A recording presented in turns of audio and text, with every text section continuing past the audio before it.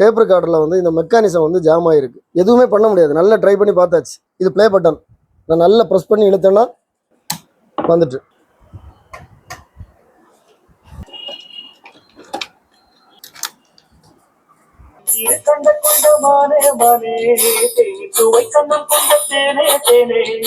Welcome back to ஓல்டி ஸ்விட்ச் channel. இன்னைக்கு நம்ம ஒரு டேப் ரெக்கார்டர் சர்வீஸை பற்றி பார்க்க போகிறோம். இந்த tape recorder Panasonic RX M70M3 சின்ன செட்டு, அழகான செட்டு. இந்த செட்டை பார்த்தீங்கன்னா புதுசாக இருக்கும். இதில் ப்ராப்ளம் என்னென்னா, டேப் ரெக்கார்டரில் வந்து இந்த மெக்கானிசம் வந்து ஜாம் ஆகிருக்கு. ஸோ நாங்கள் நல்லா ட்ரை பண்ணி பார்த்தாச்சு. இங்கெல்லாம் ஆயில் போடணும், எல்லாமே போட்டாச்சு. இது என்ன ப்ராப்ளம்னா, ஒவ்வொரு பட்டனும் நம்ம அமுக்கியாச்சுன்னா திருப்பி மேலே வராது. நார்மலாக பார்த்தீங்கன்னா ப்ளே பட்டனை ப்ரெஸ் பண்ணிவிட்டு ஸ்டாப் பட்டனை ப்ரெஸ் பண்ணால் ப்ளே மேலே வரணும். ஸோ இது ஸ்டாப்பும் வராது, ப்ளேயும் வராது. நீங்கள் எந்த பட்டனை ப்ரெஸ் பண்ணாலும் உள்ளே போய் நின்றுடும். ஸோ அதோட ஸ்ப்ரிங் ஆக்ஷன் எல்லாமே நல்லா தான் இருக்குது. நான் இதை கலத்தி காமிக்கிறேன் பாருங்கள்.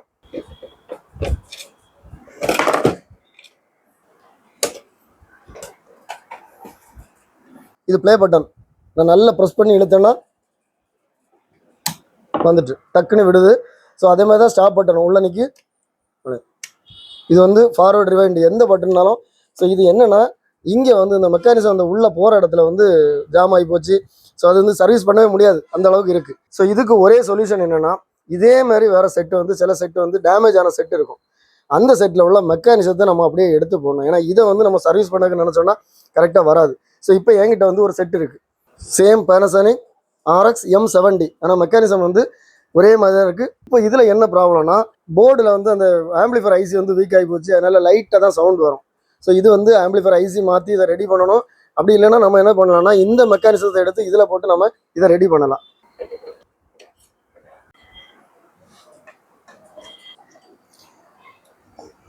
இதில் வந்து நமக்கு போர்டில் வந்து 2 கனெக்டர் இருக்கும்.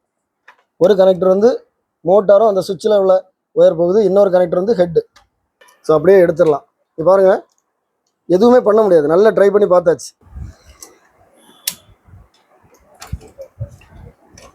ஸோ இதுவும் அதே மாதிரி தான், சேம் கனெக்டர். இது வந்து மோட்டார், அந்த லீஃப் சுவிட்சிலேருந்து வரக்கூடிய ஒயர். இது வந்து ஹெட்டிலேருந்து வரக்கூடிய ஒயர். ஸோ இதை நம்ம இதில் செட் பண்ணி ட்ரை பண்ணி பார்க்கலாம்.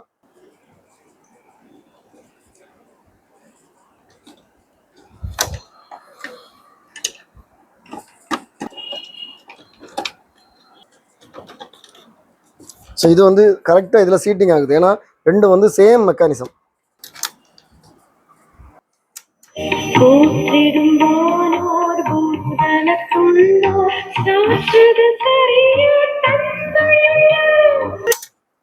இதோட ரேடியோ குவாலிட்டி எப்படி இருக்குன்னு பாருங்க. நான் அந்த FM டிரான்ஸ்மிட்லேருந்து டிரான்ஸ்மிட் பண்ணி இதில் ரிசீவ் பண்ணி காமிக்கிறேன். குவாலிட்டி எப்படி இருக்குன்னு பாருங்க.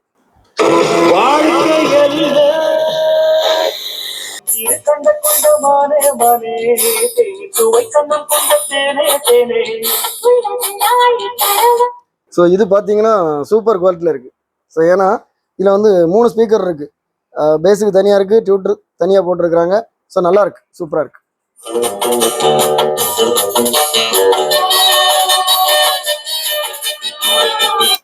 இந்த வீடியோ பார்த்துருப்பீங்க. இந்த மெக்கானிசம் வந்து பார்க்குறதுக்கு சூப்பராக இருக்குது, புதுசாக இருக்குது. ஆனால் நல்லா ட்ரை பண்ணி பார்த்துட்டேன். இது வந்து ஒன்றுமே பண்ண முடியாது. ஸோ இந்த மாதிரி சுச்சுவேஷனில் கண்டிப்பாக நம்ம மெக்கானிசம் தான் மாற்றி ஆகணும். இந்த மாதிரி ஏதாவது டேமேஜ் செட்டு கிடச்சின்னா நீங்கள் வாங்கி வச்சுக்கோங்க. ஏன்னா இன்றைக்கி இல்லைனாலும் என்னைக்காவது நமக்கு யூஸ் ஆகும். இந்த வீடியோ உங்களுக்கு பிடிச்சிருந்தா லைக் பண்ணுங்கள், கமெண்ட் பண்ணுங்கள், ஷேர் பண்ணுங்கள். நம்ம சேனலில் இது மாதிரி நிறைய வீடியோஸ் வரும். எல்லா வீடியோ உங்களுக்கு ரீச் ஆகணும்னா நம்ம சேனலை இது வரைக்கும் சப்ஸ்கிரைப் பண்ணுங்கள். அடுத்த வீடியோ வர வரைக்கும் பாய்.